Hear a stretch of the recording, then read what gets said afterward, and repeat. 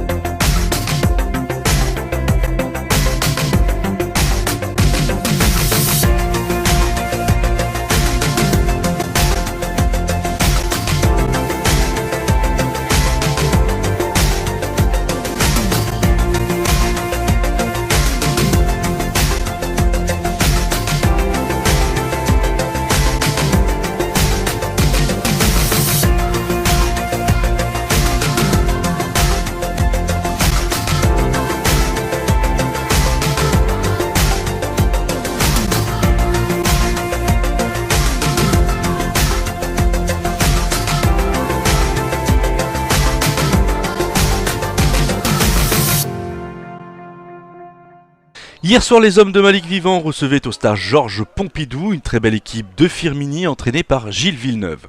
L'Olympique de Valence souhaite conserver son invincibilité dans son antre et poursuivre sur sa lancée après sa victoire 3-0 sur les Isérois de JR la semaine dernière. La première action est à mettre à l'actif de Firminy car dès la première minute de jeu, c'est Thibaut Montélimar sur une très belle transversale de Valentin Paclet qui met en difficulté le portier valentinois sur cette frappe sèche. À la 7e minute, Thibaut Montélimar s'illustre encore devant la défense valentinoise pour décocher une frappe croisée. Les Valentinois sortent la tête hors de l'eau à la 9e minute grâce à Mathias Dégage qui décale parfaitement Rémi Gachet. Malheureusement pour lui, sa frappe passe juste à côté des buts de Aurélien Didier. L'ouverture du score intervient pour les Valentinois à la 18e minute grâce à une passe millimétrée de Sahari Vivant pour Aboubacar Doumbaya qui ne rate pas le coche. Valence mène 1-0.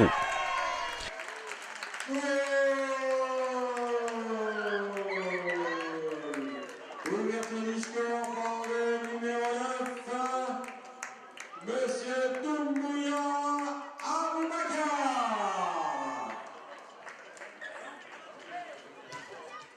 10 minutes plus tard, Maxime Friol se crée une grosse occasion. Il dribble dans la surface de réparation et frappe du gauche. Malheureusement, son tir est trop croisé. L'arbitre siffle la mi-temps sur le score de 1-0 pour l'Olympique de Valence. En seconde mi-temps, à la 47e minute, Mathias Dégage reçoit un très bon ballon mal dégagé par la défense, mais Aurélien Didier stoppe parfaitement la frappe de l'attaquant.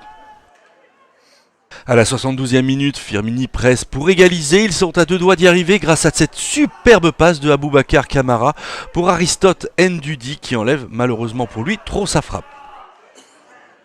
À la 83e minute, c'est au tour de Mouloukou Konté de s'illustrer sur cette frappe bien arrêtée par le portier valentinois. L'Olympique de Valence tient bon. À la 85e minute, Firminy pousse encore et sur ce coup franc de Alexandre Assaf, Jérémy Jourouin est obligé de dégager le ballon en corner qui ne donnera rien. Valence procède par contre-attaque et à la 92e minute de jeu, Mathias Dégage décale parfaitement Rémi Gachet qui se retrouve face au gardien mais il pousse trop son ballon. Valence tient le coup et remporte cette victoire très importante avant son déplacement à Mostroer le 15 décembre prochain. Le championnat à domicile s'arrête ici pour les Valentinois cette année. Ces derniers retrouveront le stade Pompidou le 10 mars 2019 face à Rouennais Foot. Allez Gilles, on va recueillir un petit peu tes impressions là. Qu'est-ce que vous avez donné du fil à retordre à Valence? C'est presque dommage qu'il n'y ait pas eu cette égalisation. Hein. Bah sur le match qu'on a fait aujourd'hui, honnêtement, on ne mérite pas la défaite. On prend un but, on n'est pas concentré sur le côté gauche, on fait une erreur, il marque. Et puis après, on a développé du jeu, on a eu beaucoup de courses, beaucoup d'engagement, beaucoup de volonté. Mais il nous a manqué cette finition. On a eu en face deux, trois situations qu'on n'a pas mis dedans. Et aujourd'hui, bon, je suis satisfait et je fais comme j'ai dit à la fin des joueurs, je les félicite pour le contenu. Je suis déçu de la défaite. C'est notre 3e de suite en championnat. Mais on a perdu Vénissieux où on fait un gros match et on perd 2-0 contre le cours du jeu. Là, on perd, il me semble, un petit peu contre le cours du jeu.